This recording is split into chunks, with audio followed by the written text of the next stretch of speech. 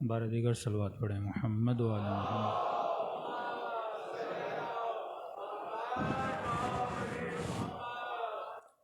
ایک سورہ فاتحہ کی گزارش ہے شہید سید سلمان حیدر صاحب کے لیے اور اس اہل گھرانہ کے جتنے بھی مرحومین ہیں، جتنے بھی شہداء ملت جعفریہ ہیں، سب کو یاد کرتے ہوئے ایک مرتبہ سورۃ الفاتح۔ بسم اللہ الرحمن الرحیم الحمد ایاک نعبد و ایاک نستعین بسم اللہ الرحمن الرحیم بسم اللہ الرحمن الرحیم بسم اللہ الرحمن الرحیم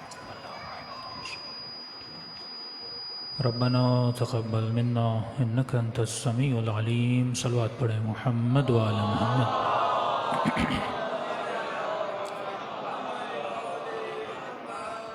بسم اللہ الرحمن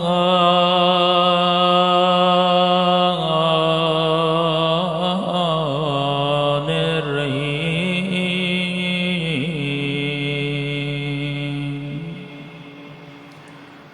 الحمد للہ رب العالمین۔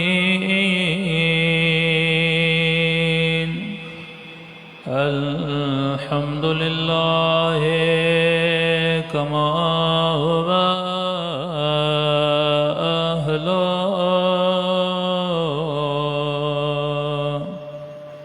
الصلاة والسلام على سيد المرسلين وخاتم النبيين أبي القاسم محمد اللهم صل على محمد وعلى آله الطيبين الطاهرين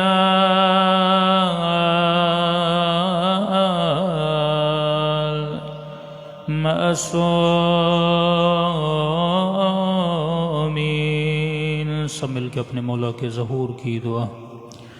اللہم کل ولیک حجت ابن الحسن صلواتک علیہ وعلی آبائه فی هذه الساعة وفي كل وليا وحافظا وقائدا وناصرا ودليلا وعينا حتى تسكنه أرضك طوعا وتمتعه فيها طويلا برحمتك يا أرحم الراحمين۔ صلوات پڑھیں محمد وعلی محمد۔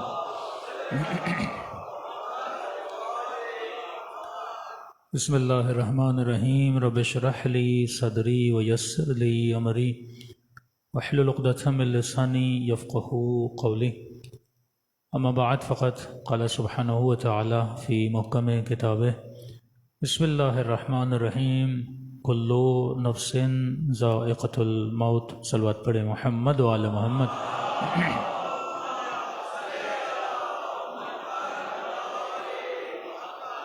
دعا ہے پروردگار عالم ہم سب کی عبادتوں کو اپنی بارگاہ میں قبول فرمائے، اور جس مقصد زندگی کی خاطر، مقصد حیات کی خاطر یہ مجالس رکھی جاتی ہیں، خدا ان مقاصد میں بھی ہم سب کو کامیابیاں نصیب فرمائے۔ ظاہراً یہ مجلسیں دکھنے میں آپ کو لگتا ہے کہ میں 1 گھنٹہ امام حسین کی مجلس میں بیٹھا، لیکن یہ مجلس جسے ہم تجسم اعمال بولتے ہیں کہ مرنے کے بعد انسان کے سامنے یہ بتایا ہوا 1 گھنٹہ جب سامنے لایا جاتا ہے، تب انسان کو اس کی قدر کی علم ہوتا ہے کہ میں نے 1 گھنٹہ کہاں پہ گزارا تھا، کس طرح گزارا تھا۔ تبھی مولا امیر المومنین سے کسی نے کہا کہ مولا، اگر آپ کو آخرت کے ہزاروں گھنٹے دیے جائیں، کیا آپ دنیا کا 1 گھنٹہ دینے کے لیے تیار ہیں؟ تو امام نے فرمایا اگر پوری آخرت بھی دی جائے تو علی دنیا کا 1 گھنٹہ دینے کے لیے تیار نہیں۔ کہ مولا کیوں؟ امام نے فرمایا یہی دنیا کا 1 گھنٹہ بے تحاشا آخرت کو بناتا ہے، کیونکہ آخرت بنتی ہی دنیا کے گھنٹوں سے۔ یہ بھی پروردگار عالم کا کمال ہے کہ محدود دنیا لا محدود آخرت کو بناتی ہے۔ دنیا 60 سال 70 سال، لیکن یہ لا محدود آخرت کو بناتی ہے۔ جناب علی اصغر کی اگر عمر دیکھی جائے تو 6 مہینہ، حالانکہ ہماری ہزاروں زندگیاں جمع کی جائیں تو ٹائم کے اعتبار سے تو ہماری زندگیاں زیادہ بنیں گی، لیکن قدر کی اعتبار سے وہ 6 مہینے ہم سب پر بھاری ہیں۔ تو کہ دنیا کا 1 گھنٹہ بے تحاشا آخرت کو بناتا ہے۔ تو یہ مت سمجھنا یہ جو دنیا میں ہم گھنٹے گزار رہے ہیں، ایک سب سے بڑا مسئلہ یہ بھی ہے کہ ہم زیادہ تر ممبر سے دنیا کو ذکر کرتے ہیں، حالانکہ دنیا 60 سال 70 سال، لیکن جو ابدی زندگی ہے جہاں پہ ہم نے ہمیشہ کے لیے جانا ہے، اس کا علم لوگوں کو ہے ہی نہیں۔ اگر اس مجمع میں سے کسی سے پوچھا جائے کہ عالم برزخ کیا ہے، بھائی قبر میں کیا ہونا ہے، تو شاید ہی کچھ لوگ ہوں جن کو پتا ہو کہ قبر میں کیا ہونا ہے۔ مثلاً ہم اکثر شاعری میں پڑھتے ہیں کہ جب لحد میں اتارا جائے گا تو مولا علی کی زیارت ہوگی۔ اب عام تصور یہ ہے کہ جس قبر میں اتارا جا رہا ہے اس کے اندر مولا کی زیارت ہوگی، حالانکہ لوگوں کو قبر کا ہی پتہ نہیں کہ قبر کیا ہوتی ہے، یا یہ تصور کہ بھائی انسان کو فشار قبر ہوتا ہے تو یہ سمجھتے ہیں کہ اسی قبر میں جب اتارا جا رہا ہے اس میں فشار قبر ہوگا۔ اور اکثر خواتین کہتی ہیں مولانا کوئی ایسا رستہ نہیں کہ ہم اس قبر سے بچ سکیں، یا اکثر انسانوں کے اندر ایک خوف ہوتا ہے کہ اندھیری قبر ہے، اندھیری رات ہے، ہم 3 دن 3 راتیں اس کے اندر کیسے گزاریں گے؟ حالانکہ کمپلیٹ یہ غلط تصور ہے۔ قبر سے مراد برزخ ہے، اس مٹی کے اندر جو چیز جاتی ہے وہ آپ کا جسم جاتا ہے۔ فشار قبر جسم کو نہیں دیا جاتا، فشار قبر روح کے لیے ہے، جسم تو بے جان ہے۔ پھر ہندوؤں کا فشار قبر کیسے ہوگا؟ وہ تو بچ گئے، سب سے پہلے ہم سے نکل کے چلے گئے، نہ ان کی قبر ہے نہ ان کی لحد ہے، وہ جلا کے اور گنگا میں بہا دیا۔ تو وہ بولیں بھائی یہ سارے فشار قبر کی جو کہانیاں تم سب مسلمانوں کے لیے ہے، کیوں قبر بھی تمہارے لیے ہے، یہ زمین کا کھڈا بھی تمہارے لیے ہے، ہمارے لیے تو وہ چیزیں ہیں ہی نہیں، لہٰذا ہم اپنے مردوں کو پہلے ہی کیا کر دیتے ہیں؟ جلا دیتے ہیں۔ تو جب تک تصورات انسان کے کمپلیٹ نہ ہوں تب تک آخرت سے نہ عشق بنتا ہے نہ محبت بنتی ہے۔ ہم عاشق دنیا ہیں، عاشق آخرت نہیں ہیں۔ کیا تھا علی بن ابی طالب کی زندگی میں ایسا کہ مولا دنیا کے وقت کو کس لیے صرف کرتے تھے؟ آخرت کے لیے صرف کرتے تھے۔ اور دشمن علی دنیا کما کر سمجھتا تھا کہ میں نے علی سے سب کچھ لے لیا، حالانکہ مولا علی فرماتے ہیں تو لے نہیں رہا، تو علی کو سب کچھ دے رہا ہے۔ کہ یہ دنیا کی حکومت، یہ ایسے جملہ کیوں فرمایا مولا نے کہ دنیا کی حکومت علی کے نزدیک مچھر کے پر کے برابر بھی نہیں ہے۔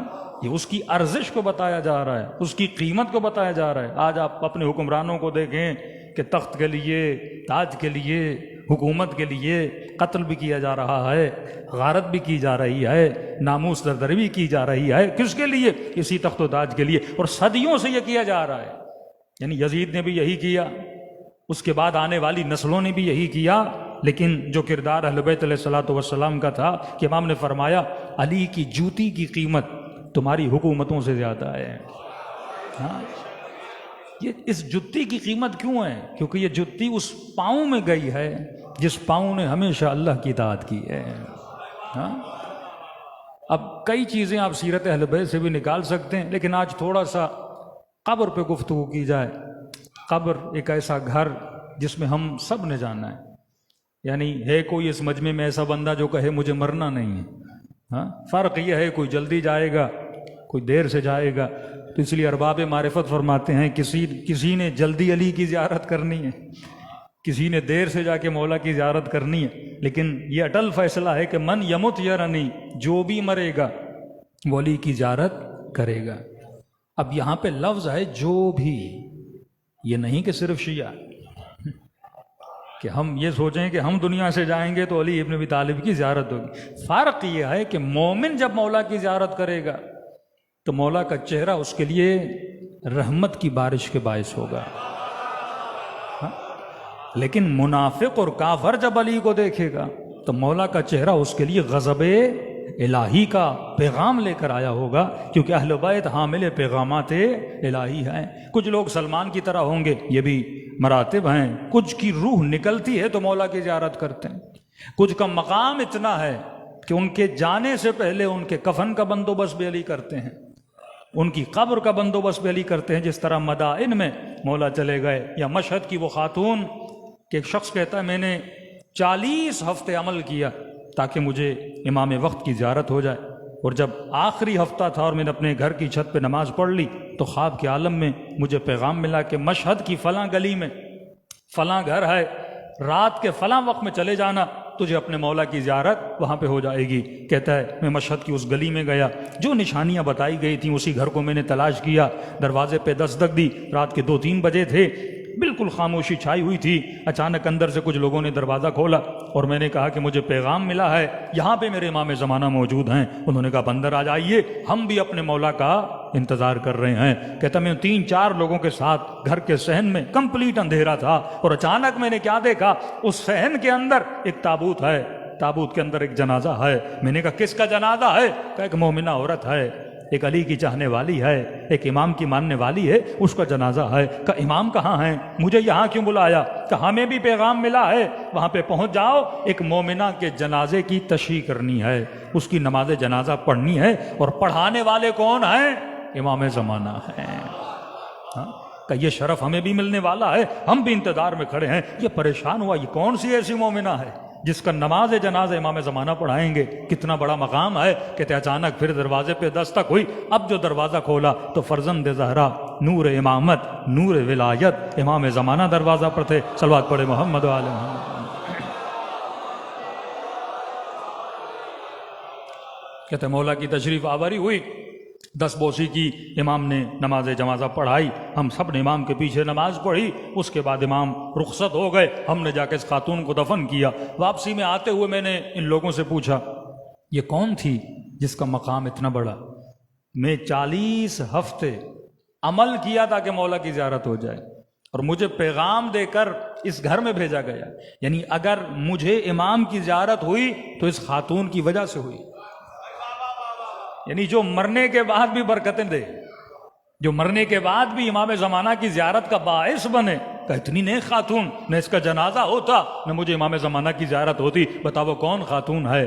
کہ اس کا کون سا ایسا عمل ہے؟ نمازی تھی، کہ مومن تو ہوتا ہی نمازی ہے، حاجی تھی، ہاں حج بھی کیا ہوا تھا، لیکن کون سا ایسا عمل تھا کہ نماز تو میں بھی پڑھتا ہوں، ذکر خدا تو ہم بھی کرتے ہیں، ذکر اہل بیت تو ہم بھی کرتے ہیں، لیکن وہ کون سی ایک ایسی خوبی تھی جو امام زمانہ کو پسند آئی، اور مقام اتنا بڑا کہ مرنے کے بعد جنازے پہ نماز پڑھانے والے وقت کے امام ہو۔ یعنی یہ وہی مقام ہے جو جناب سلمان فارسی کا مقام ہے کہ امام مدائن میں جاتے ہیں، ہر صحابی کے جنازے پہ امیر المومنین نہیں جاتے، مولا کے بڑے قریبی صحابی گزرے ہیں لیکن جنازے علی ابن ابی طالب نے نہیں پڑھا، لیکن مقام سلمان کتنا بلند ہے کہ مولا مدائن تک اعجاز امامت سے سفر کر کے جاتے ہیں اور اس کا جنازہ پڑھاتے ہیں. ایسی بہت کم شخصیات تھیں جن کا جنازہ امام نے پڑھایا. تو کہا کون سا مقام تھا؟ یہ زمانہ تھا شہنشاہی کا زمانہ، شاہ کے باپ کا زمانہ، جب ایران میں حجاب پر پابندی لگائی تھی کہ جو بھی خاتون چادر پہن کر باہر آتی اسے زندان میں ڈال دیا جاتا یا اس پہ کوئی جرمانہ ہوتا.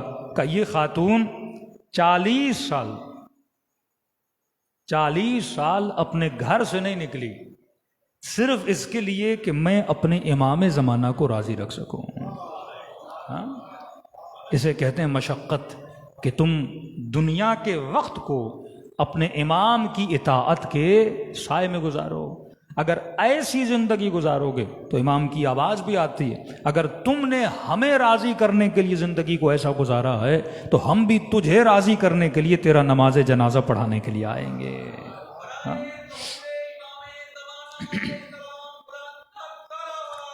اللہم صلی علی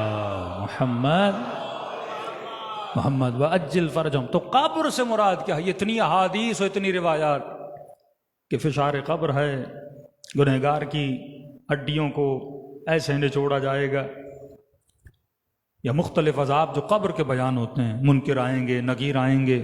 بعض کا نظریہ یہ ہے کہ روح پھر پلٹ کے بدن کے اندر چلی جاتی ہے اور انسان اپنی قبر میں بیٹھتا ہے. حالانکہ فزیکل دیکھا جائے تو ممکن نہیں ہے، کیونکہ یہاں انسان دفن ہوتا ہے، بیٹھنے کی جگہ اتنی نہیں ہوتی کہ آدمی بیٹھے، اور اس کے علاوہ ملائک بھی آئیں اور وہاں پہ انسان سے سوال و جواب ہو.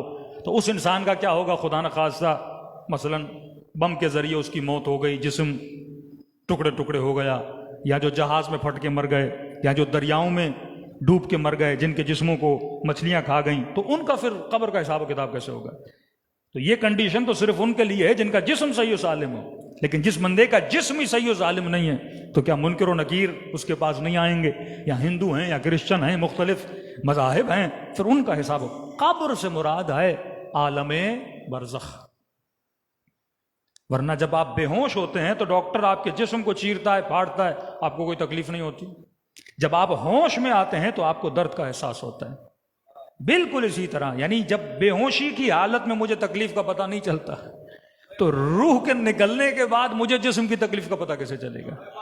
ہاں، یہ بالکل ناممکن ہے نا. آپ بے ہوش ہو جائیں، ڈاکٹر چیر پھاڑ کے آپ کا آپریشن کر دیتے، آپ کو پتہ نہیں چلتا.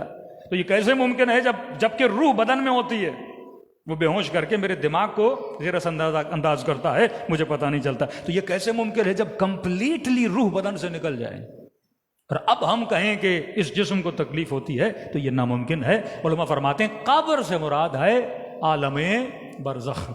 یعنی جیسے روح بدن سے نکلتی ہے، کچھ مدت کے لیے روح کو اجازت ہوتی ہے وہ اپنے جسم کے ساتھ چلے، یعنی یہاں تک کہ اسے دفن کر دیا جائے. آپ نے جنازہ اٹھایا، آپ قبرستان گئے، تبھی مؤکد ہے کہ جلدی سے جلدی جنازے کو کیا کیا جائے؟ دفن کیا جائے، کیونکہ روح کو اتنی اجازت نہیں ہوتی. جیسے ہی آپ نے جسم کو دفن کر دیا، روح کو حکم ہوتا ہے وہ عالم برزخ کی طرف پرواز کر کے چلی جاتی ہے. مومنوں کی ارواح، اب کئی واقعات ایسے موجود ہیں. اب تکلیف کس طرح روح کو ہوتی ہے؟ وہ اس حد تک ہے کیونکہ انسان نے 60 سال 70 سال اس جسم کے ساتھ گزارے، تو اس جسم کی محبت آپ کے وجود کے اندر ہے. تبھی فرماتے اس جسم کا کیا کیا کرو؟ احترام کیا کرو. مومن کا جسم ہو، کسی کا بھی جسم ہو، باعث احترام ہے. اگر اس جسم کو تکلیف ملتی ہے، مثلا ہندو اگر اپنے جسم کو جلاتے ہیں تو تکلیف کیسے ہوتی ہے؟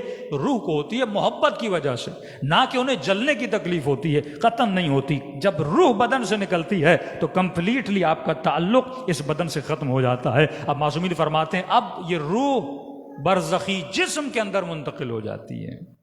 اب نعمتیں اور عذاب جس کو ہونے ہیں وہ جسم کو ہونے ہیں، اور وہ تکلیف کون اٹھاتا ہے؟ جس طرح ابھی اگر میرے جسم کو چوٹ لگے تو تکلیف روح کو ہوتی ہے، جسم کو نہیں ہوتی، کیونکہ روح اس بدن کے اندر ہے. اسی طرح روح برزخی جسم میں چلی جاتی ہے. اب نعمتیں اور تکلیفیں اس بدن کے لیے ہیں. اب مومنوں کی ارواح کہاں جاتی ہیں؟ وادی السلام کے اندر چلی جاتی ہیں. گنہگاروں کی ارواح کہاں جاتی ہیں؟ وادی برہوت میں چلی جاتی ہیں. تبھی حدیث معصوم ہے کہ ہر مرنے والا جب وہاں پہ جاتا ہے تو وادی السلام میں جو نیک مومنوں کی ارواح ہیں ہر آنے والے سے یہ پوچھتی ہیں. مثلا اگر میں دنیا سے چلا گیا تو میرے آبا و اجداد میرے انتظار میں کھڑے ہوں گے.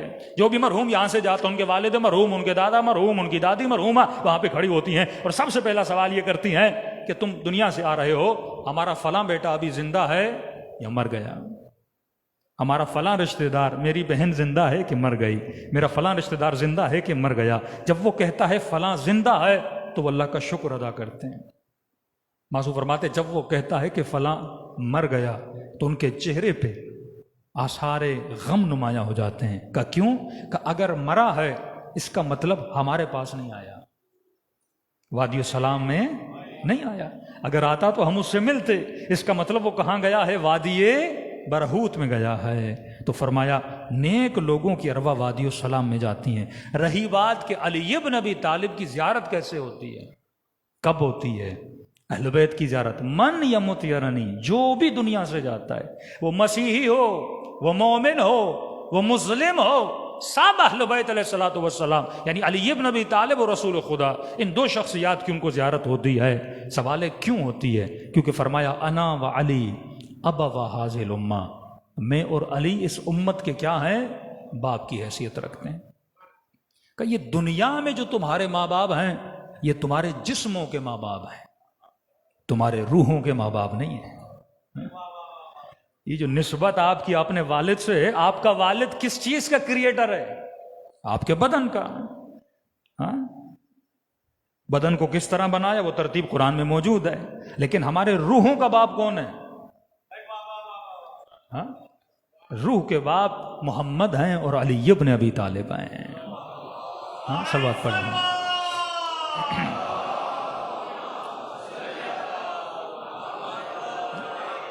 پھر یہ احادیث موجود ہیں کہ سب سے پہلے اللہ نے میرے نور کو خلق کیا، عقل اول کو خلق کیا، پھر اس عقل اول سے جسے ہم صادر اول بولتے ہیں، اسی عقل اول سے پوری کائنات کو کیا کیا گیا؟ خلق کیا گیا۔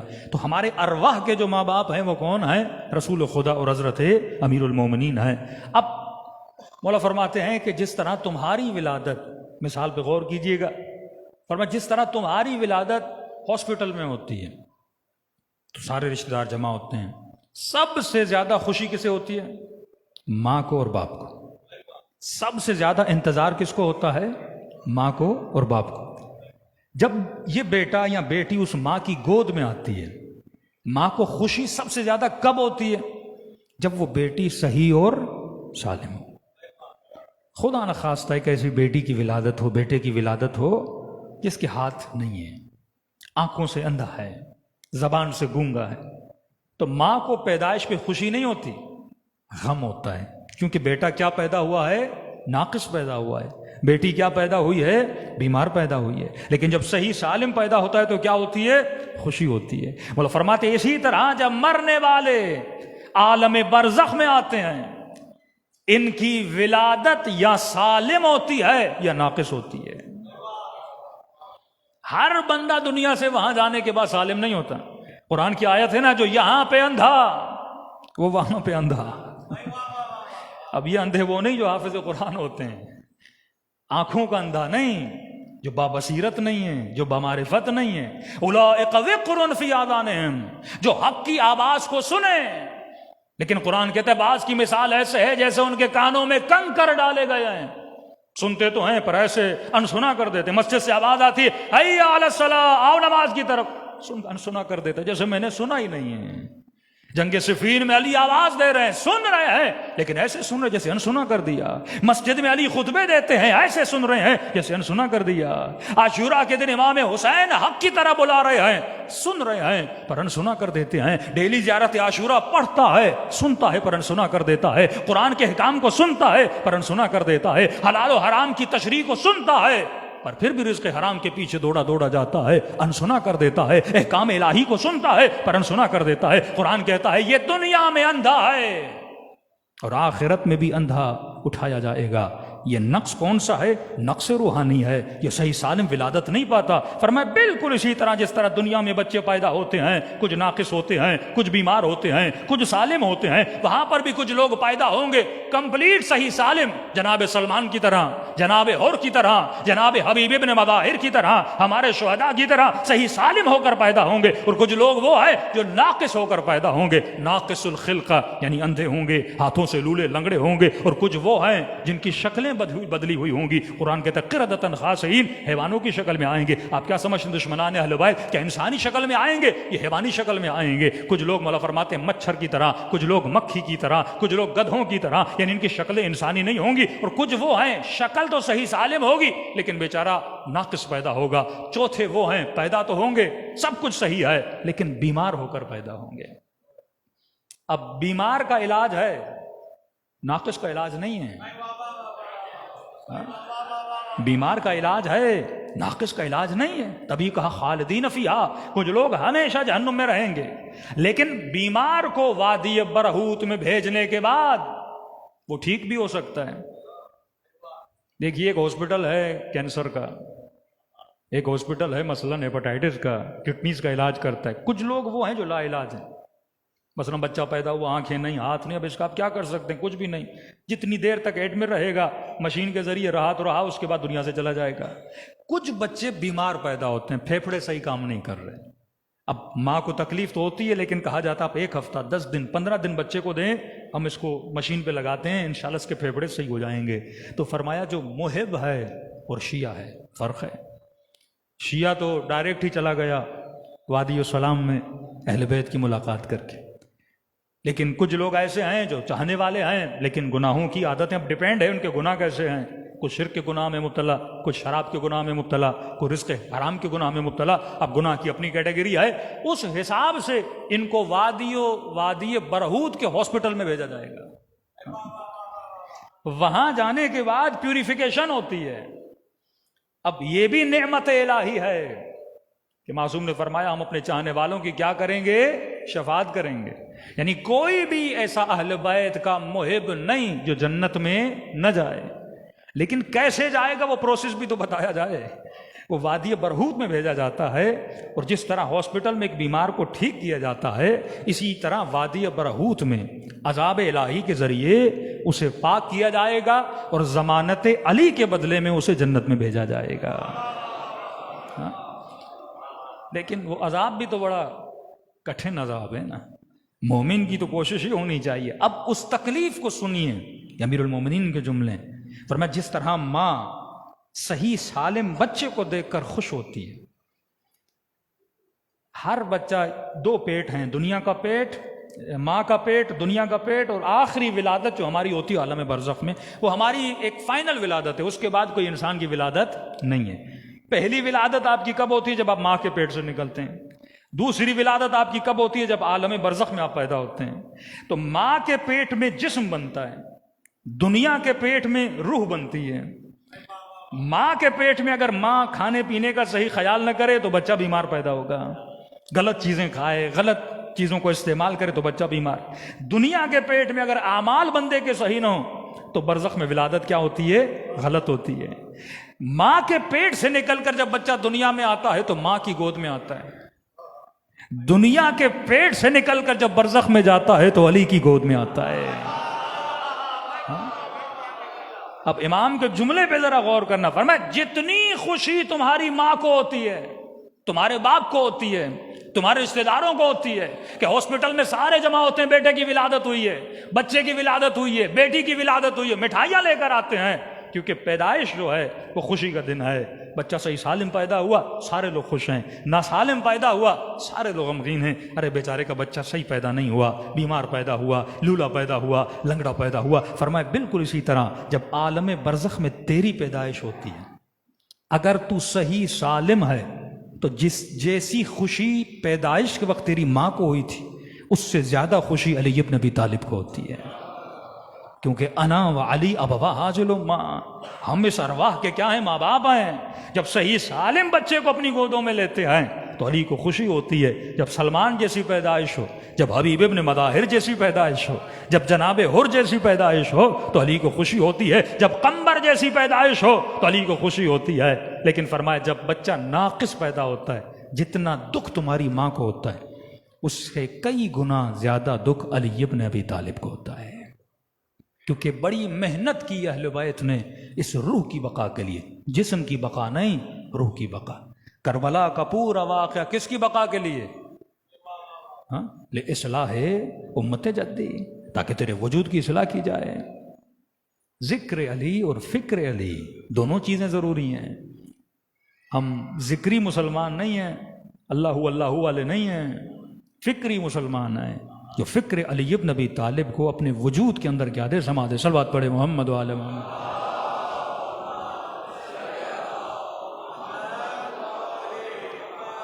بارہ دیگر صلوات پڑھے محمد و آل محمد.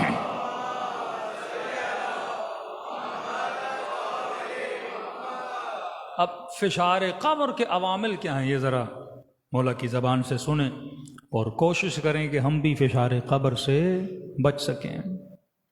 سب سے پہلا عامل جو فشار قبر کا، رسول خدا کے صحابی ہیں جناب معاذ کا نام آپ نے سنا ہوگا، مشہور واقعہ ان کا موجود ہے. یہ بہت پیارے صحابی تھے. یہ قبیلہ اوس و خزرج کا نام آپ نے سنا ہوگا، قبیلہ اوس کے سردار تھے. جب انہوں نے ایمان لایا تو پورے قبیلے نے ایمان لایا. جنگ خندق میں زخمی ہوئے اور انہوں نے اللہ سے دعا کی کہ خدا مجھے تب تک زندہ رکھنا جب تک رسول یہودیوں کے ساتھ اپنا حساب و کتاب پورا نہ کر لیں. قبیلہ تھا یہودیوں کا بنی قریظہ، جنہوں نے رسول کے ساتھ ایگریمنٹ لکھا تھا کہ اگر مشرکین مکہ آپ کے اوپر حملہ کریں گے تو ہم آپ کی سپورٹ بھی کریں گے اور ہم ان کو راستہ نہیں دیں گے. لیکن انہوں نے ایگریمنٹ بھی توڑا. اس کے بعد اسلام کی پیٹھ کے پیچھے خنجر بھی گھونپا اور اسی جنگ میں یہ زخمی ہوئے. رسول خدا نے ان کو بھیجا کہ دیکھ کر واقعاً انہوں نے ہمارے ساتھ خیانت کی ہے کہ نہیں کی. جب صدق ہوا کہ خیانت کی ہے، اس کے بعد جب جنگ احزاب کے بعد اللہ نے اسلام کو فتح دی، اس کے بعد خود بنی قریظہ کے یہودیوں نے کہا کہ جو سزا ہمارے لیے جناب سعد تجویز دیں گے وہ سزا ہمیں کیا ہے، منظور ہے. حالانکہ وہ تو دعا کر کے بیٹھے تھے کہ پروردگارہ مجھے تب تک زندہ رکھنا جب تک تو ان کو سزا نہ دے. انہوں نے تورات کے مطابق ان کو سزا سنائی اور وہ سزا تمام یہودیوں کو دی گئی. اس کے بعد جناب معاذ کی شہادت واقع ہو گئی. اب شہادت کا قصہ سنیے، اس سے کئی مسائل بھی حل ہو جاتے ہیں. جو ہم شیعوں پر الزامات لگتے ہیں کہ یہ جلوس میں مثلا ننگے پاؤں کیوں چلتے ہیں، یا شہداء کے جنازوں کا اتنا احترام کیوں ہے، جنازہ تو جنازہ ہوتا ہے. تو رسول خدا واحد صحابی ہیں جن کے جنازے میں ننگے پاؤں چلے اور کہا یا رسول اللہ آپ اتنا احترام کا ملائکۃ اللہ ننگے پاؤں چل رہے ہیں جناب معاذ کے جنازے میں، اتنا بڑا مقام. اور پوچھا کہ یا رسول اللہ اتنا مقام اتنا کیوں ہے؟ تو کہا ایک عمل یہ کثرت سے کرتا تھا. کون سا عمل؟ کہ یہ کثرت سے سورہ قل هو اللہ احد پڑھا کرتا تھا. اور ہمارے پاس سینکڑوں روایات موجود ہے کہ مثلا صبح کی نماز کے بعد ایک تسبیح کم از کم قل هو اللہ کی، تو ہر سورت کے پڑھنے کے ثوابات ہیں کیونکہ یہ سورہ توحید کے زمرے میں آتا ہے. تو فرمایا کثرت سے سورہ توحید کی تلاوت کرتے تھے. خود ان کی قبر میں اترے، پیدل جنازے میں چلے. اور ہمارے آج رسم ہے نا کہ تابوت کو ایک جگہ سے پکڑ کے ہم گھماتے ہیں، 3-4 وہ ترکیبیں کرتے ہیں. وہ ساری ترکیبیں جناب معاذ کے جنازے سے نکلی ہوئی ہیں جو علماء نے اپنی کتابوں میں لکھی ہیں. یعنی تشریع جنازے کے جو احکامات ہیں وہ جناب معاذ کے جنازے سے ہمیں ملے ہیں اور اسی کی ترتیب سے ہم جنازے کو لے کر چلتے ہیں. یہاں تک کہ رسول خدا ان کی قبر میں لیٹے، لیٹنے کے بعد جنازے کو اس میں اتارا. اس کے بعد جناب معاذ کی والدہ نے کہا کہ مہلن مہلن، اے مبارک ہو تجھے، مبارک ہو، جنت تجھے مبارک ہو. تو یہاں رسول خدا نے کہا خبردار. ان کی والدہ کو کہا کہ آپ اللہ کو نہیں بتا سکتی کہ کس کو جنت میں بھیجنا ہے کس کو جہنم میں بھیجنا ہے. ہاں، یہ فیصلہ کس کا ہے؟ پروردگار عالم کا ہے. یہ کن کے لیے بولا جا رہا ہے؟ صحابی کے لیے بولا جا رہا ہے. اب جملہ سنیے آگے. نبی نے فرمایا جس کے لیے تم جنت کی باتیں کر رہے یقیناً اللہ اسے جنت میں بھیجے گا. لیکن معاذ کی ماں اتنا سن لو، ابھی ابھی میرے اس پیارے صحابی پر فشار قبر ہو رہا ہے. ایک تو یہ مسلمانوں نے فیصلہ سنا دیا نا کہ جو نبی کا صحابی اس کے ساتھ کچھ نہیں ہوتا. تو یہ نبی کے حضور میں نبی بتا رہے ہیں کہ وہ صحابی ہو یا عام مسلمان، ہر عمل کی جزا بھی ہے تو سزا بھی ہے. یہ نہیں ہے کہ خدا ایک دم ہر کسی کو کیا کر لے، معاف. جس کے جنازے میں نبی پیدل چلے، ایک تو یہ چیز ثابت ہو گئی. اگر کوئی مقدس جنازہ ہے، اگر شہید کا جنازہ ہے تو اس کے جنازے کے احترام کے لیے بندہ پیدل بھی چل سکتا ہے یا فردر اس کے لیے اور اہتمامات بھی کیے جا سکتے ہیں. تو یہ تو جنازہ ایک صحابی کا ہے. اور اگر نبی کے نواسے کا جلوس ہو تو ہمیں اسی سیرت رسول سے ملتا ہے نا. کئی لوگ احترام کے لیے مثلا زیارت کے لیے پیدل جاتے ہیں, یا حج اللہ کے لیے رسول پیدل جایا کرتے تھے تو یہ سنت بن گئی. تبھی لوگ کربلا کیا جاتے ہیں, مثلا کچھ لمحے پیدل سفر کرتے ہیں تو اس سے ثواب کی نسبت ملتی ہے. فرمایا ابھی اس پر کیا ہو رہا ہے, فشار قبر.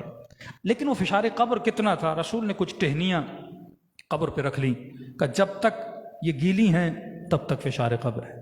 جیسے خشک ہو گئی تو فشار قبر کیا ہو جاتا ہے, ختم ہو جاتا ہے. یا روایات میں ہے جب اپنے مردوں کو دفن کرو تو بعد میں ملتا ہے کہ ان کی قبروں پہ پانی چھڑکا کرو.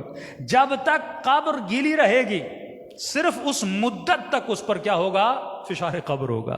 پانی جیسے خشک ہو گیا پھر خدا کیا کر دیتا ہے, فشار قبر کو ختم. فشار قبر ایک تکلیف ہے جس سے روح گزرتا ہے. پوچھا یا رسول اللہ, اتنا نیک صحابی جو مجروح بھی ہے, گویا شہید بھی ہے, اور اس کو فشار قبر ہو رہا ہے. نبی نے فرمایا یہ اپنے اہل و عیال کے ساتھ سختی سے پیش آتا تھا, بس اس بات کا فشار قبر. اب یہ نہیں کہ ہمیشہ ہوتا رہا. نبی نے کہا ٹہنی جب تک گیلی ہے فشار قبر ہے. اس کے بعد جناب سعد کو کہاں بھیجا جائے گا, جنت کی طرف روانہ کیا جائے گا. لیکن اپنے عمل کی سزا اور جزا ہم نے بھگت کے جانا ہے. وہ ایک تکلیف ہے جو انسان کو گزارنی اور جانا ہے. تبھی نبی نے فرمایا افضلکم ایمانا احسنکم اخلاقا.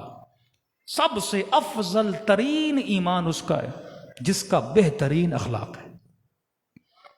اسی لیے مولا علی شیعوں کی نشانیوں بتاتے ہیں کہ شیعوں کے چہروں پہ ہمیشہ مسکراہٹ ہوتی ہے. شیعہ کبھی روڈ نہیں ہوتا. میں مزاحن کہتا ہوں, کسی مجلس میں نے پڑھا, میں نے کہا شیعوں کی نشانی ہوتی ہے وہ چہرے کھلے ہوتے ہیں. اچھی بیوی کی نشانی بھی یہ ہے کہ شوہر کے لیے چہرہ کھلا ہونا, کہ لوگوں کے لیے ہاں چہرہ کھلا ہوا ہونا چاہیے. مومن کا چہرہ ہمیشہ مسکراہٹ, کیونکہ آپ اگلے تک, بھائی مولا فرماتے کتنا کنجوس ہے وہ. مومن کو مالی مدد تو نہیں کر سکتا, گھر کی مدد تو نہیں کر سکتا, بچوں کے جہیز میں بھی مدد. بھائی کم از کم مسکرا کر اس کے وجود میں خوشی تو لاؤ. اتنا کنجوس ہو جائے کہ بندہ مسکرائے بھی نہیں. تو بچہ تھا, اس نے کہا مولانا آپ مسکراہٹ کی بات کرتے, ہمارے والد گھر آتے ہیں لگتا ہے شمر گھر میں آ گیا ہے. تو ایسے چہرے مومنوں کے نہیں ہوتے. مومنوں کے چہروں پہ ہمیشہ کیا ہوتی ہے, مسکراہٹ ہوتی ہے. فرمایا جنت جانے کا سبب خوش اخلاقی, جہنم حسن خلق. جہنم جانے کا سبب بد اخلاقی. بندہ نماز پڑھے, روزہ رکھے, ماتمی ہو, مجلس خاں ہو, نوئے خان ہو, سب کام کرے, لیکن بد اخلاق کو فائدہ کیا. علی خوش اخلاق تھے. کیا اخلاق ہے مولا کا قمبر کے ساتھ. کپڑے لینے جاتے ہیں, 2 کپڑے لیے. اب کپڑے دینے والے نے جو اچھا کپڑا تھا وہ علی کو دیا, تھوڑا سادہ سادہ اس نے قمبر کو دیا. امام نے کہا نہیں, اچھا کپڑا قمبر کو دو, سادہ والا علی کو دو. تو قمبر شرما گیا کہ مولا علی میں نوکر ہوں, نوکر اتنے اچھے کپڑے نہیں پہنتے. امام نے فرمایا کہ قمبر تو جوان ہے, علی بوڑھا ہو گیا ہے, تو ایسے اچھے اچھے کپڑے تو پہن, تیری ابھی جوانی ہے. علی سادہ کپڑوں سے بھی کیا کر دے گا, گزارا کر دے گا. یہ رفتار اہل بیت تھی, اخلاق اہل بیت تھی. حور کو حور کس نے بنایا؟ اخلاق حسین, اخلاق امام حسین تھا نا. وہب قلبی کیسے بنا؟ صرف اس کی ماں نئی شادی کر کے 3-4 دن امام حسین کے قافلے کے ساتھ رہے. اخلاق کو دے کر کیا ہو گئے, ان کے وجود میں تراوت آ گئی اور فوراً اہل بیت کے قدموں پہ کیا ہو گئے, گر گئے. دشمنان اہل بیت نے اسلام کو تلوار سے پھیلایا, اہل بیت نے اسلام کو اپنے اخلاق سے پھیلایا. تلوار والے مسلمان اپنے عقیدے بدل دیتے ہیں, اخلاق سے بدلے ہوئے مسلمان اپنے عقیدوں کو کبھی نہیں بدلتے. یہ میں نے کئی مجلسوں میں پڑھا بھی ہے کہ مولا علی جب جنگوں میں جاتے تھے تو ایک عجیب اخلاق تھا. ہر کسی کے لڑنے کا اپنا انداز ہوتا ہے. تو کبھی آپ نے سنا کہ علی کے چہرے پہ لعاب دہن پھینکا, مولا علی کھڑے ہو گئے, چہل قدمی کی, اس کے بعد اسے مارا. تو ظاہر اخلاق علی اور دوسرے اصحاب تھے, ہر کوئی علی ابن ابی طالب کے اخلاق کو سمجھ نہیں پاتا تھا. وہ اعتراض کرتے تھے, یا رسول اللہ یہ علی کیا کر رہے ہیں, کافر تھا, ظالم تھا, دشمن تھا, اللہ کا دشمن تھا, فوراً اس کا سر قلم کر دینا چاہیے تھا, لیکن علی چہل قدمی کر رہے ہیں. تو امام نے پھر جواب دیا کہ جب اس نے لعاب دہن پھینکی تو علی کو غصہ آ گیا. علی اپنے غصے کی خاطر کسی سے دشمنی نہیں کرتے. غور سے سنیے گا, علی اپنے غصے کی خاطر کسی سے دشمنی نہیں کرتا. علی ہمیشہ دشمن خدا کو مارتا ہے. تبھی مولا کے گھر پر جب حملہ ہوا تو ری ایکشن دینا یہ اپنی ذات کا تھا. کہتے ہیں نا کہ گھر پہ حملہ ہو جائے, بیوی پہ حملہ ہو جائے, کون سا بندہ ہے جو دفاع نہ کرے؟ علی ہمیشہ اپنے غصے پہ قابو پاتے ہیں. تبھی یہودی نے جب مولا کے صبر کو دیکھا تو اس نے کلمہ توحید پڑھا. کہا کہ تم نے آج کیوں پڑھا؟ کہ یہی وہ ہاتھ ہیں جنہیں میں نے خیبر و خندق میں دیکھا تھا. لیکن آج علی ایسے کھڑے ہیں جیسے علی نے زندگی میں کبھی تلوار نہیں اٹھائی. بس مجھے یقین ہو گیا کہ علی کے ہاتھوں پر علی کا ارادہ نہیں چلتا, علی کے خدا کا ارادہ چلتا ہے. ہاں, ایسے کوئی ید اللہ تو نہیں بنتا, ایسے کوئی عین اللہ تو نہیں بنتا. یہ اخلاق ابی طالب ہے. دوسری فضیلت مولا علی کی سب نے سنی ہوگی مختلف مجالس میں بھی کئی بار پڑھ چکا ہوں کہ جب مولا اس کافر کو مارنے گئے تو لڑتے لڑتے لڑتے لڑتے اس کی تلوار ٹوٹ گئی, اور جب نہتا ہوا ہاتھوں میں کچھ نہیں اور علی کے ہاتھوں میں تلوار بھی ہے, سمجھ گیا بس ابھی مرنے والا ہوں. لیکن تھوڑا ہوشیار تھا, تھوڑا سا علی شناس بھی تھا. کبھی کبھی شناسائی بھی انسان کو بچا لیتی ہے نا.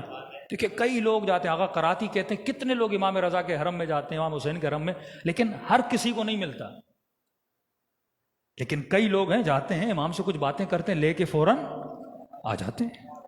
کہتے ہیں بات کرنے کا بھی ہنر ہونا چاہیے. ہاں, یہ نہیں کہ اہل بیت آپ کی باتوں کو سنتے ہیں, آپ کے ظرف کو دیکھتے ہیں, اس اعتبار سے بندے کو کیا کرتے ہیں, عطا کرتے ہیں.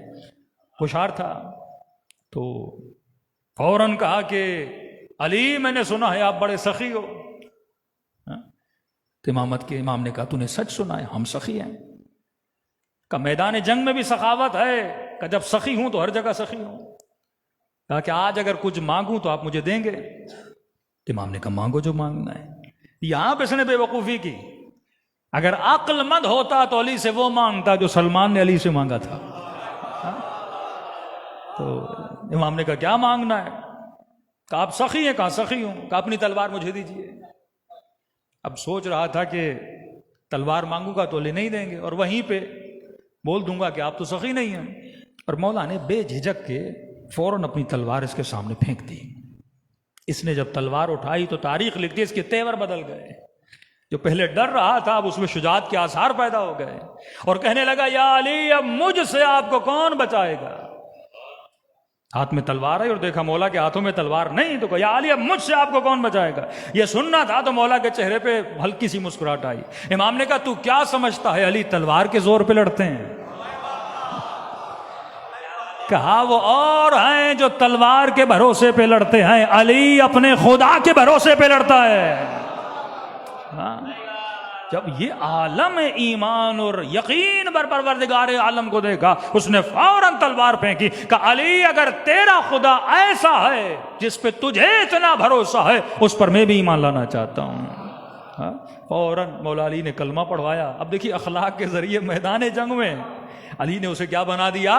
مسلمان بنا دیا. اور مسلمان بنا کے اس میدان جنگ سے, اب ظاہر جنگ ہوتی تھی میدان میں, خیمے پیچھے لگے ہوتے تھے, سارے اصحاب سارے دیکھ رہے تھے, مولا علی سے واپس لانے لگے. اصحاب نے اعتراض شروع کر دیا کہ یا رسول اللہ علی کے کام ہمیں سمجھ میں نہیں آتے. کافر کی تلوار ٹوٹ گئی. اب یہ تو سارا ماجرا دور سے دیکھ رہے ہیں, تو نہیں پتا کہ ڈسکشن ان بٹوین کیا ہو رہی ہے. کہ علی تلوار ٹوٹ گئی, پھر اسے تلوار دے رہے ہیں, پھر اس نے تلوار اٹھائی, پھر اس نے تلوار پھینکی, اب علی اس کو لے کر آ رہے ہیں. یا رسول اللہ ماجرا کیا ہے؟ فوراً تلوار مارتے اور کافر کو واصل جہنم کرتے. اسے اسیر بنانے کی کیا ضرورت ہے؟ نبی نے کہا یہی تو فرق ہے تجھ میں اور علی میں. تو اپنی تلواروں سے کافر کو مارتا ہے, علی اپنے اخلاق سے اس کے کفر کو مار کے آ رہا ہے.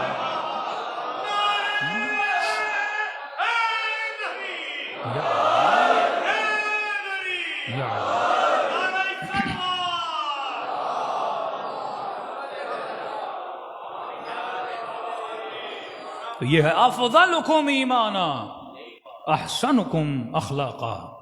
تم سے افضل ترین ایمان میں وہ ہے جس کا بہترین اخلاق, بیوی کے ساتھ, بچوں کے ساتھ, لوگوں کے ساتھ, مومنوں کے ساتھ بہترین. کئی گنا اچھے اخلاق کی وجہ سے انسان کے معاف ہوتے ہیں. تو ایک وجہ فشار قبر کی بد اخلاقی ہے.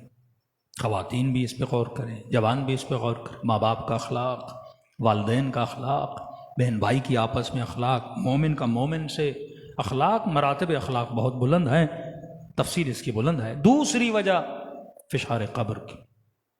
فرماتے ہیں نمیمہ یہ بیماری بہت زیادہ ہے. رسول فرماتے ہیں النمیم کالساحر.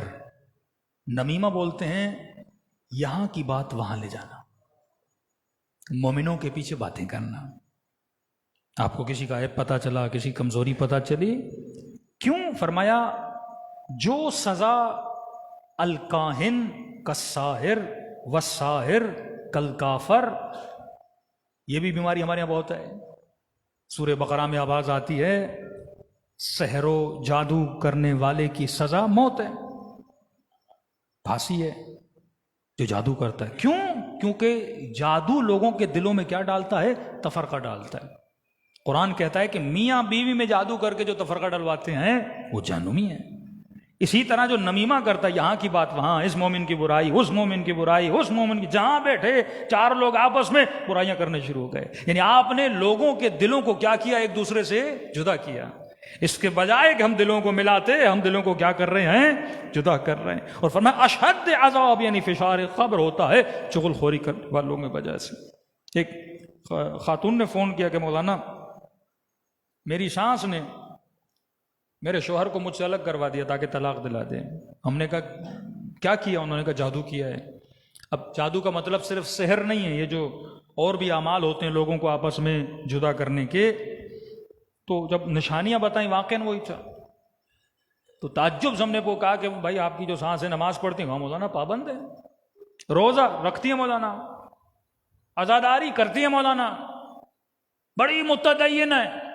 ہم نے کہا اگر ان کو یہ بولا جائے شراب پیجیے پیئیں گی؟ کہ نہیں مولانا آپ کیسی باتیں کر رہے ہیں. اگر بولا جائے بغیر چادر و مکنا کے روڈ پہ نکل آئیں گی؟ کہ نہیں مولانا کیسی باتیں کر رہے ہیں. کہ نمیمہ جو یہ لوگوں کے پیچھے باتیں کرنا یا جادو، اس کا گناہ زنا سے زیادہ ہے، اس کا گناہ شراب سے زیادہ ہے. شراب و زنا انفرادی گناہ ہے، لیکن جب آپ دو لوگوں میں تفرقہ ڈلواتے ہو اس کا گناہ اس سے زیادہ ہے. اب مسئلہ یہ نہیں کہ لوگ یہ کام کیوں کرتے ہیں، کیونکہ ہم نے لوگوں کو اس گناہ کی قباحت کا نہیں بتایا. ایک ایشو یہ بہت بڑا ایشو ہے.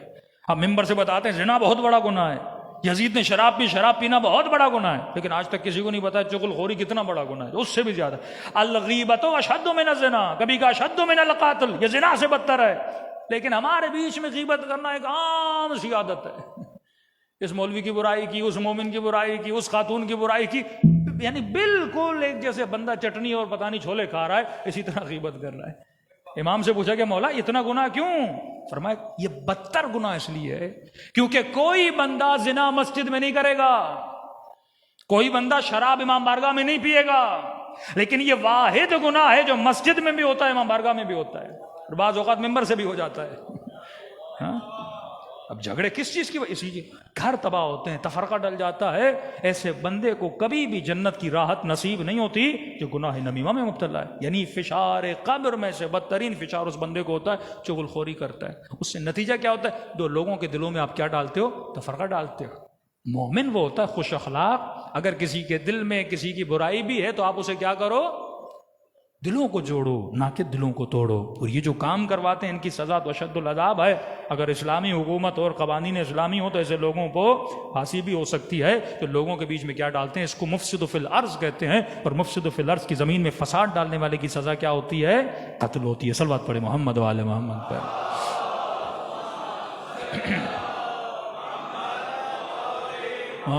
تو آج کل تو حال اس موسم فضا میں تو میں تو کہتا ہوں ہر بندے پہ لازم ہے بڑا سا بورڈ بنا، اسپیشلی جہاں خواتین کا کمرہ ہوتا ہے وہ لگا دے بھائی غیبت کرنا زنا سے بدتر ہے.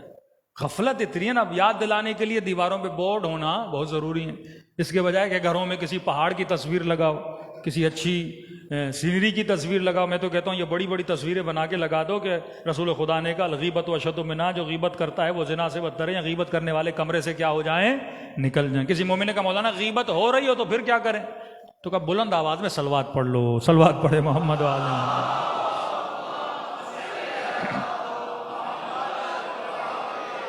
یعنی ہر وہ کام جو تفرقہ ڈالے، مومن کو مومن سے جدا کرے. ہاں گھر تباہ ہو جاتے ہیں.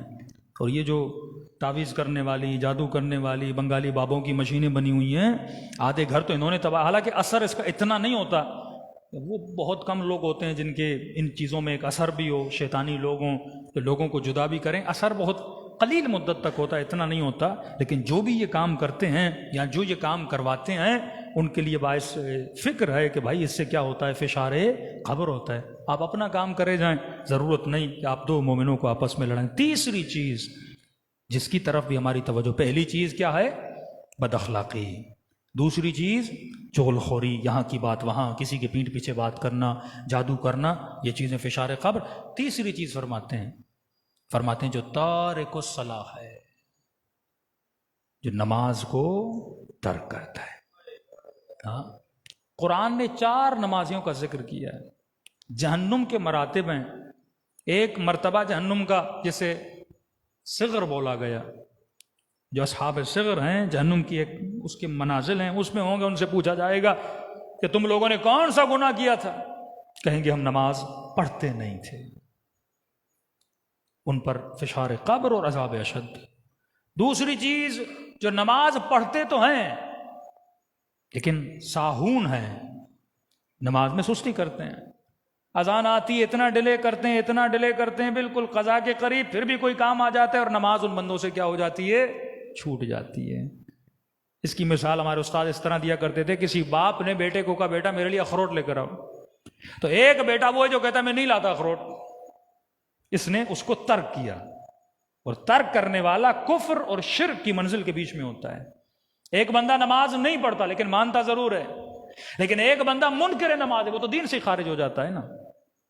اس نے کہا میں نہیں لاتا، باپ نے کہا اخروٹ لاؤ، اس نے کہا نہیں لاتا. یہ تارک الصلاۃ، اس کے اوپر فشار قبر اور عذاب اشد.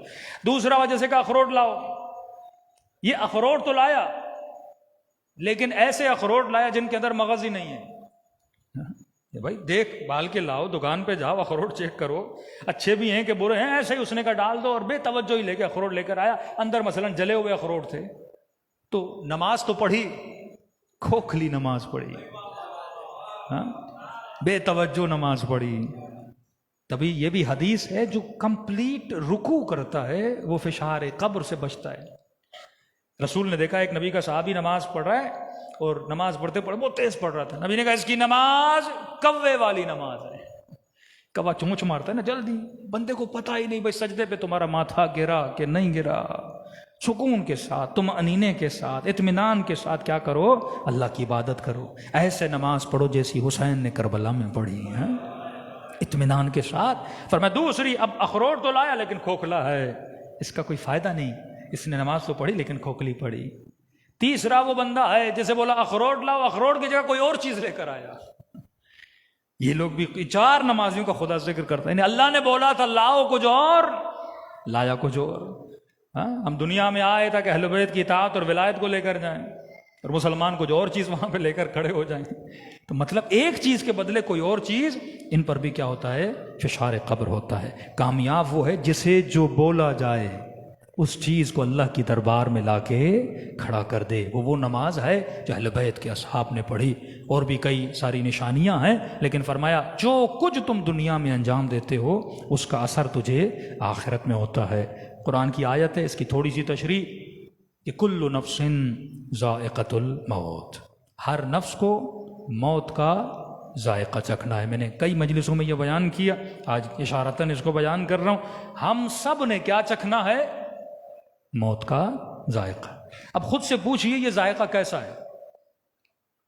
اب ایک محب کا ذائقہ، شیعہ کا ذائقہ، دشمن علی کا ذائقہ، شہید کا ذائقہ، کیا سب کا ایک ہوگا؟ جب کہا کل نفس، ہر نفس کو موت کا ذائقہ چکھنا ہے. لیکن سوچنا تو چاہیے نا کہ مولانا یہ ذائقہ کیسا ہوگا؟ مثلاً ایک سیب ہے، سیب کا ذائقہ یا کھٹا ہے یا میٹھا ہے. اب میٹھے سیب کو اگر مولوی کھائے تب بھی میٹھا، مومن کھائے تب بھی میٹھا، منکر علی کھائے تب بھی میٹھا. اب یہ تو نہیں سیب بولے کہ شمر تو کھا رہا ہے تو میں کڑوا ہو جاؤں گا. ایسا تو نہیں ہے. سیب سب کے لیے سیب ہے، ذائقہ بھی سیم ہے، لیکن موت ایسی نہیں ہے. کل نفس ذائقۃ الموت، ہر نفس کو موت کا ذائقہ چکھنا ہے. مومن کے لیے ذائقہ اور ہے، منافق کے لیے ذائقہ اور ہے، محب کے لیے ذائقہ اور ہے، شہید کے لیے ذائقہ اور ہے. کیوں فرمایا شہید کے لیے موت کا ذائقہ ایسے ہے جیسے گلاب کے پھول کو سونگھا جائے. ہاں؟ اور پھر فرمایا بعض لوگوں کی موت ایسے ہے جیسے ریشمی کپڑے کو کانٹوں پہ رکھا جائے اور کھینچا جائے. حضرت موسیٰ کہتے ہیں بعض کی موت ایسے ہے جیسے زندہ بکرے کی کھال اس کے بدن سے اتاری جائے. موت مشکل ہے لیکن بعض لوگوں کے لیے گلاب کے پھول کی طرح یہاں سونگھا اور روح پرواز کر کے چلی گئی. شہید حججی جن کی شام میں ویڈیو موجود تھی اور اس کا گلا ظالموں نے کاٹا تھا، اور ظاہر ایک ماں نے جب دیکھا میرے بیٹے کا گلا کاٹا جا رہا ہے، بیوی نے دیکھا، اس کی بچی نے دیکھا، ایک واویلا کی صورت تھی ان کے لیے. چند دنوں کے بعد انہوں نے شہید کو خواب میں دیکھا. ہاں، ماں نے بیٹے کو دیکھا، اور کیونکہ وہ اسی پہ روئے جا رہی تھی کہ جب میرے بیٹے کے گردن پہ، کیونکہ یہ سین اس نے ویڈیو میں دیکھا، گردن پہ چھری چل رہی تھی تو میرے بیٹے پہ کیا گزری ہوگی.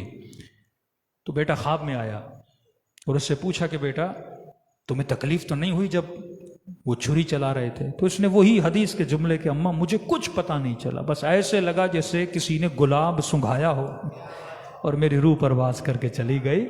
تو آپ مطمئن رہیں، تو شہید کو اتنی تکلیف نہیں ہوتی. اب ہر انسان کا ذائقہ، تو کسی نے کہا مولانا ذائقہ کیسا ہے؟ تو میں نے ایک مثال دی تھی، میں نے کہا یہ پانی کا گلاس ہے نا، پانی کے اندر ایک ایبلٹی ہے، اللہ نے پانی کو ایسا بنایا ہے کہ پانی مختلف ذائقوں کو اپنی ذات میں سماتا ہے.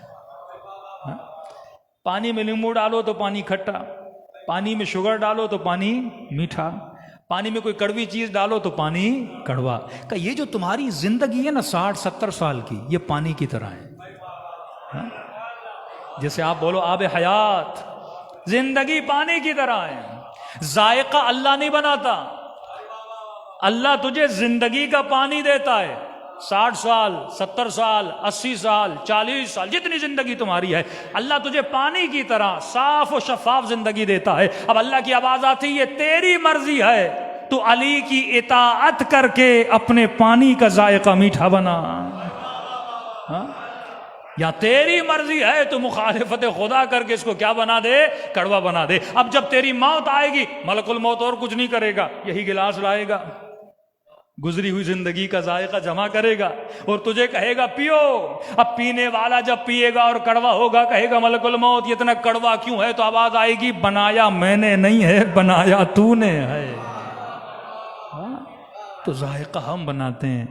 کسی مومن نے کہا مولانا اگر کوئی مخالفت خدا کر کر کے پورے پانی کو کڑوا کر دے، چانس ہے پھر اس کے صاف ہونے کا؟ میں نے کہا ہاں، پانی گندا بھی ہو تو فلٹر بھی تو ہوتے ہیں. ہاں، گندے سے گندا پانی، فلٹر جتنا مضبوط ہو، فلٹروں کی بھی تو قسمیں ہیں نا. ہاں، 1 والا، 2 والا، 3 والا، 4 والا، مختلف فلٹرز ہوتے ہیں نا. میں نے کہا فلٹر جتنا اچھا ہو پانی کیا ہو جاتا ہے؟ صاف ستھرا ہو جاتا ہے. تو اس فلٹر کو جب جناب حور نے لگایا، ہاں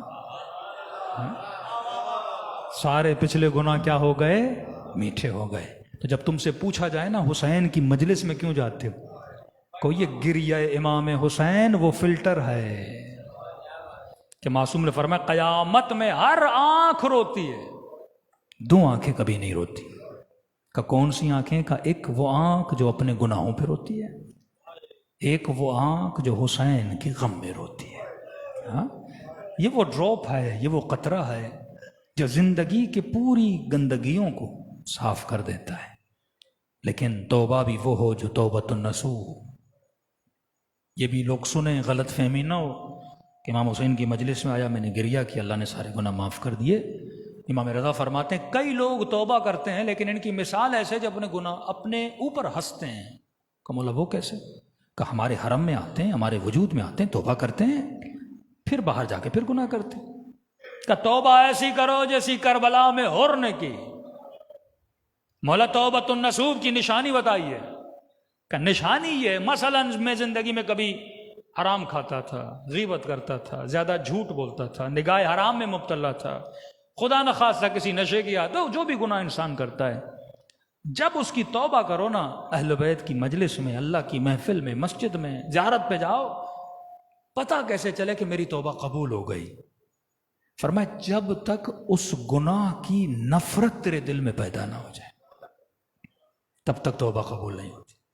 حر کے دل میں اتنی نفرت ہو گئی تھی اپنے اس عمل سے کہ بیٹے کو کہا کہ آنکھوں پہ پٹی باندھو، ہاتھوں میں رسی باندھو. یہ نفرت کا اظہار کر رہا تھا. جب مولا حسین نے پٹی اتاری، نگاہوں کو جھکا کر مولا کے قدموں میں گرا، تو یہ جملہ کہا اے کاش میں اندھا ہو جاتا. لیکن اس وقت آپ کی سواری کو نہ روکتا. امام نے جب ہاتھوں کو کھولا، اور تم نے ہاتھوں کو کیوں باندھا ہے؟ کہنے لگا مولا اے کاش ہاتھ کٹ جاتے. کبھی زہرا کے لال کی سواری کو ان ہاتھوں سے نہ روکتا. نفرت پیدا ہو گئی تھی اپنے عمل سے. حسین نے سینے سے لگایا، کہا اور میں نے معاف کر دیا. اب بھی ٹھنڈک نہیں ملی. کہنے لگا مولا اجازت ہو تو میں زہرا کی بیٹیوں سے معافی مانگ لوں. امام نے کہا اور میں نے معاف کیا تو سمجھو میری بہنوں نے معاف کیا. نہیں مولا، خود معافی مانگوں گا. سکون نہیں، مرنے سے پہلے اطمینان چاہتا ہے، مرنے سے پہلے اپنے گناہوں کو مٹانا چاہتا ہے، مرنے سے پہلے اپنے وقت کے امام کو راضی کرنا چاہتا ہے. امام نے کہا اور ہم اہل بیت کا اخلاق ہے، اگر امام نے معاف کیا تو اہل عیال نے معاف کیا. یہ ممکن نہیں کہ حسین کی رضا کوئی اور ہو اور حسین کی بہن کی رضا کوئی اور ہو. کہا مولا اپنے دل کے اطمینان کے لیے. کہا اور اتنا اصرار کیوں کر رہے ہو کہ بیویوں سے معافی مانگنی؟ تو جملہ کہا کہ مولا جب میں نے آپ کا راستہ روکا تھا نا، مجھے کچھ اماریوں سے، کچھ بیبیوں کے رونے کی آوازیں آ رہی تھیں. وائے ہو مجھ پہ، میں نے زہرا کی بیٹیوں کو رلایا ہے. میں یہ بوجھ لے کے دنیا سے کیسے جاؤں گا؟ امام نے کہا اسرار عباس اعلان کرو، اور آنا چاہتا ہے. خیام حسینی کے بیچ میں بیٹھا، سر سے امامہ اتارا، خاک کو اپنے سر پہ ڈالا اور آواز دے کے کہنے لگا کائنات کا سب سے بڑا گنہگار اے زہرا کی بیٹیوں تم سے معافی مانگنے آیا ہے. دیکھیے نا، جب اس کا تصور تھا نا میں نے خطا بہت بڑی کی ہے، ازالہ اتنا بڑا ہے، اب ایک آنسو بائیں خدایا معاف کر دے اور یہ بھول جائے میں نے اللہ کی توہین کی، امام زمانہ کی توہین کی اپنے عمل کے ذریعے سے، وہ توبہ توبہ نہیں ہے. کہتے خیموں میں جب سیدہ کے کانوں تک یہ آواز پہنچی نا، اپنے بچوں سے پوچھا نا محمد کون ہے جو فریادیں کر رہا ہے؟ تو کہا ماں جس نے ماموں کا راستہ روکا تھا معافی مانگنے آیا ہے. بی بی زینب نے کہا بچوں بڑے ادب سے جانا اور سلام کرنا اور کہنا ماموں حر زہرا کی بیٹی سلام دیتی. حسن خلق یہ اخلاق زینب ہے. انہی اخلاق نے دلوں کو موم کیا تھا. راستہ روکا جس کی وجہ سے آج خیموں میں پانی نہیں، جس کی وجہ سے آج سکینہ پیاسی ہے. فرماتی ہیں کہنا ماموں حر زہرا کی بیٹی سلام کرتی ہیں. اگلے جملے نے حر کے کلیجے کو پارا پارا کر دیا. کا کہنا کہ زہرا کی بیٹی تجھ سے شرمندہ ہے. جب یہ جملہ کہا نا تو حر تڑپ گیا. کبھی بھی مجھ سے کیوں شرمندہ ہے؟ کہ اماں کہتی ہیں آج تک علی کے در پہ کوئی ایسا نہیں آیا جو واپس پیاسا جائے. اے اور تو ہمارا مہمان بن کے آیا ہے لیکن پلانے کے لیے پانی نہیں ہے. لیکن میں علی کی بیٹی ہوں، میرا تجھ سے وعدہ ہے قیامت کا دن ہوگا، حوض کوثر ہوگا، نانا کو کہوں گی کہ تو اس وقت میرے حسین کی مدد کرنے کے لیے آیا تھا جب میرا حسین تک وہ تنہا رہ گیا تھا.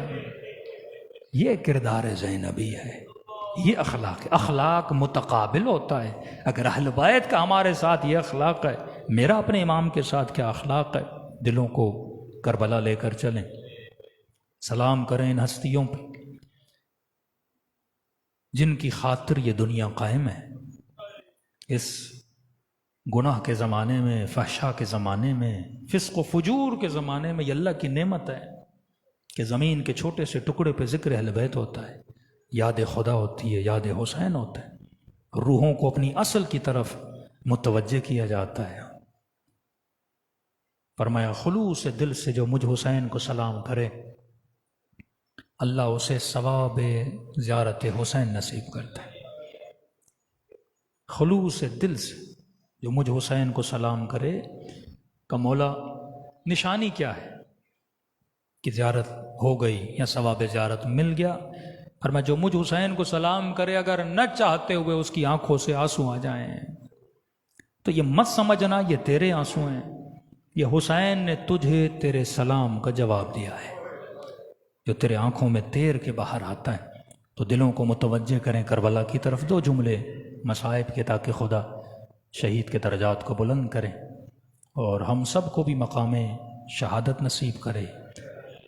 قبر و برزخ کی پہلی رات میں ہم سب کو شفاعت امام حسین نصیب کرے. خلوص دل سے سب مل کے السلام علی الحسین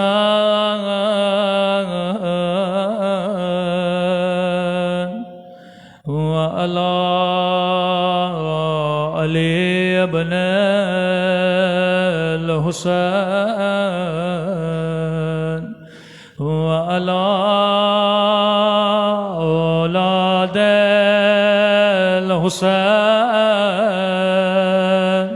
وعلی اصحاب الحسین. سب مل کے السلام علی الحسین وعلی علی ابن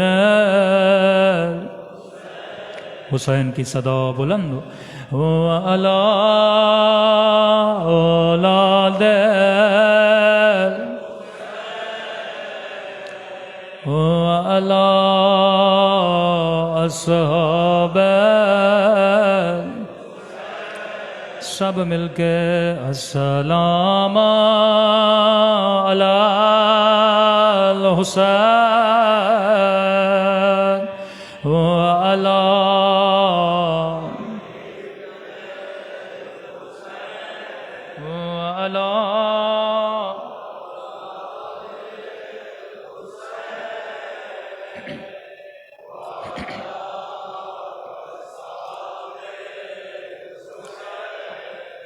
میرا سلام ہو زینب کی لٹی ہوئی چادر پہ.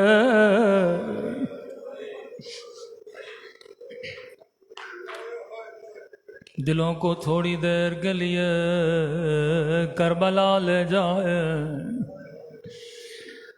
میرا سلام ہو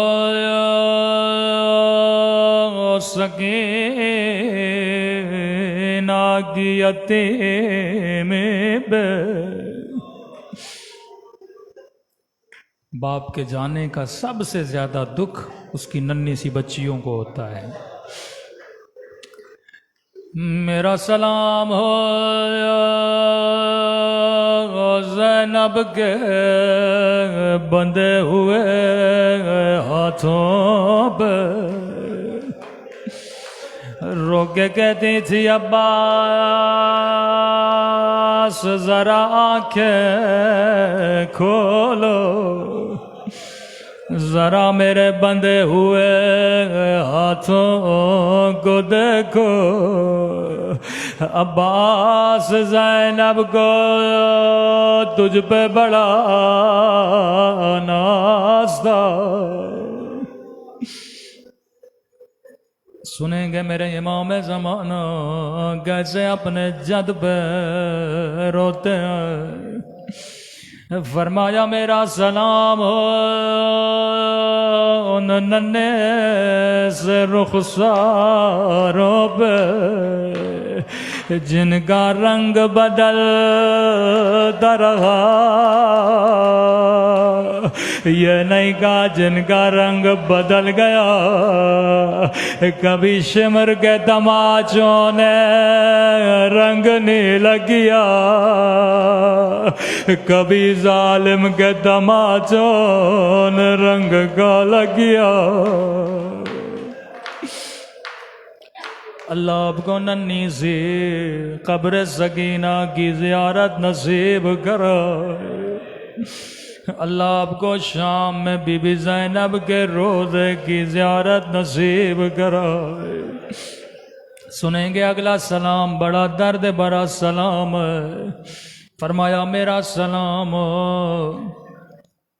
ان بندھے ہوئے ہاتھوں پہ جنہیں پس گردان باندھا گیا تھا. میں نے بڑا سوچا کربلا میں بڑی مصیبت آئی، لیکن امام زمانہ نے اس درد بھرے منظر کو کیوں یاد کیا؟ جب میں نے روایت پڑھی تو میری سمجھ میں آیا۔ راوی کہتا ہے 11 محرم کو زینب اونٹ سے آئے سے گرے جیسے عباس گھوڑے سے گرے تھے۔ شاید کوئی بچہ کہے مولانا عباس کے تو بازو سلامت نہیں تھے، زینب کے تو بازو سلامت تھے۔ میں نے کہا جواب میں نہیں دوں گا۔ امام زمانہ فرماتے میرا سلام او میری ان پھپھیوں پہ جن کے ہاتھ ان کی گردنوں سے بندھے تھے۔ زینب ایسے گرے جیسے عباس گرے تھے۔ تبھی فرمائے مومن جب بھی تیری آنکھوں میں آنسو ہوں سب سے پہلے میرے ظہور کے لیے دعا کیا کرنا۔ این الطالب بدم المقتول بکربلا۔ مومن نے کہا مولا جب جب دعا کروں خدا کو کون سا واسطہ دوں؟ فرمایا اللہ 2 واسطے کبھی رد نہیں کرتا، ایک خدا کو میری پھپھی زینب کا واسطہ دیا کرو، دوسرا خدا کو میری ننھی سی سکینہ کا واسطہ دیا کرو۔ اللہ یہ واسطے کبھی رد نہیں کرتا۔ اکثر بی بی زینب کہا کرتی تھی زینب کو دکھ اس بات کا نہیں کہ غیروں نے نہیں پہچانا، زینب کو دکھ اس بات کا تھا کہ زینب کو اپنوں نے نہیں پہچانا۔ کئی واقعات ہیں جب یہ قافلہ بازار جاتا تھا اپنے تھے پر پہچانا نہیں۔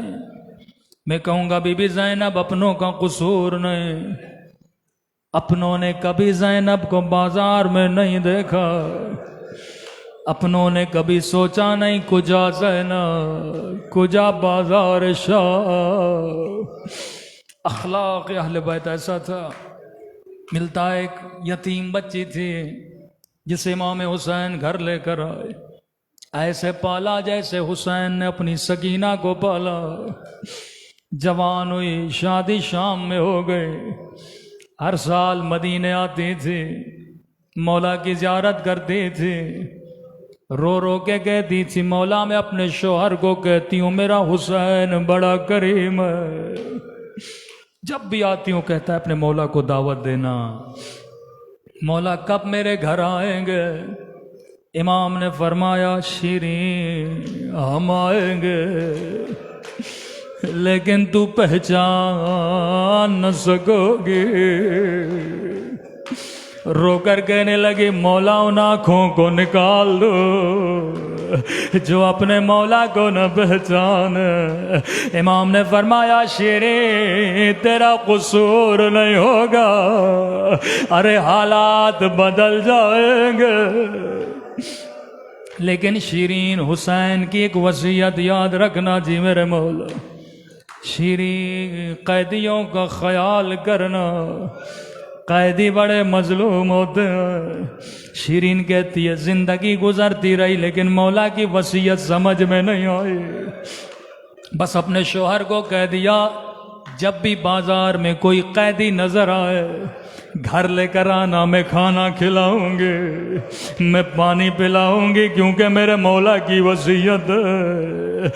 عزادارو حالات بدل گئے، زینب کا لوٹا ہوا قافلہ بازار میں آیا، شیریں کا شوہر بازار سے گزر رہا تھا، اس کی نگاہ سکینہ کے زخمی کانوں پہ پڑ گئے، زخمی رخساروں پہ پڑ گئے، روتا ہوا گھر گیا، کہنے لگا شیریں میری زندگی گزر گئی، میں نے کبھی 4 سالہ قید نہیں دیکھے۔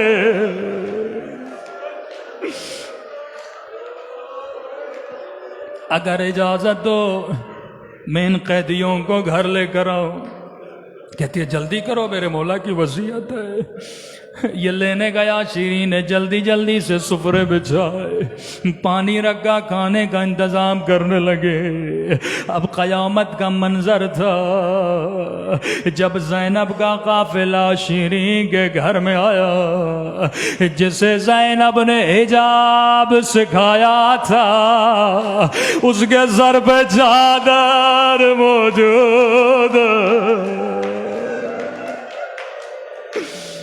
لیکن ہائے علی کی بیٹی. جیسے یہ قافلہ شیرین کے گھر میں آئے، فوراً قیدی بیویوں کا استقبال کرتی ہے. کہتی ہے قیدی بیویوں پانی پینا ہے پانی پی لو، کھانا کھانا ہے کھانا کھا لو، میرے مولا کی وصیت ہے.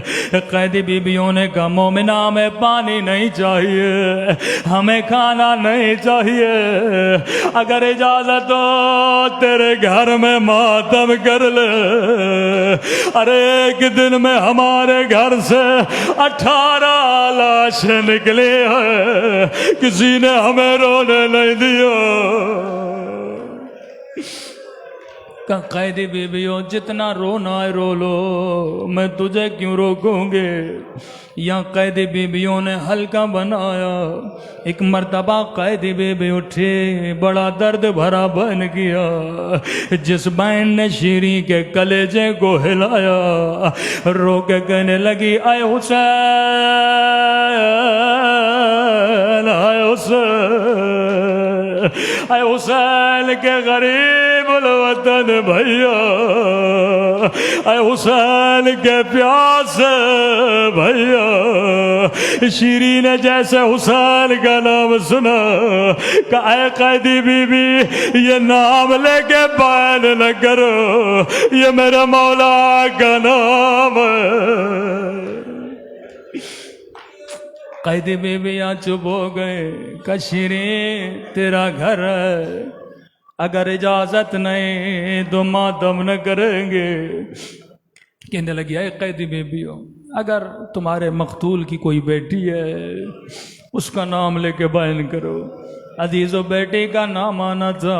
پھر سے کوئی قیدی بیوی اٹھی اور بیان کیا، رو کے کہنے لگی اے سکینہ کے پیاسے بابا، اے سکینہ کے غریب الوطن بابا، اے سکینہ کے مظلوم بابا.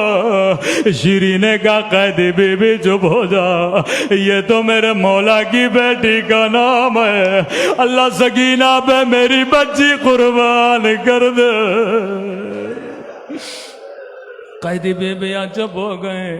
شیریں کی سمجھ میں نہیں آیا، کہنے لگی قیدی بیویوں یہ تو مدینے والوں کے نام ہے، اللہ میرے مولا کی خیر کرے. ایک قیدی بیوی کے سامنے گئی جو سب سے زیادہ رو رہی تھی. کہتی ہے قیدی بیوی تو نے ایسے نام لیے، تو نے مجھے رلا دیا، میں تجھے آخری مہلت دیتی ہوں، اگر تیرے مقتول کی کوئی بہن ہے اس کا نام لے کے بیان کرو. عزادارو بہن کا نام آنا تھا. اب کوئی اور قیدی بیوی نہیں اٹھے. ایک مرتبہ زینب اٹھے اور بیان کیا اے اجڑی ہوئی زینب غریب بھیا، اے اجڑی ہوئی زینب کے پیاسے بھیا. شیریں بی بی زینب کے قدموں میں گری، ہاتھوں کو جوڑا، اے قیدی بی بی تجھے تیرے رب کی قسم بتا تو کون ہے، تیرا حسین کے ساتھ کیا رشتہ ہے. بی بی زینب نے بالوں کو ہٹایا، کہا شیریں نہیں پہچان انا زینب بنت علی. او شیریں تیرے مولا نے وعدہ پورا کیا، او شیریں تیرے مہمان آ گئے، او تیرا اکبر آ گیا، لیکن تو نے پہچانا نہیں ہے. الا لعنت اللہ علی القوم الظالمین. ماتم حسین. ہے.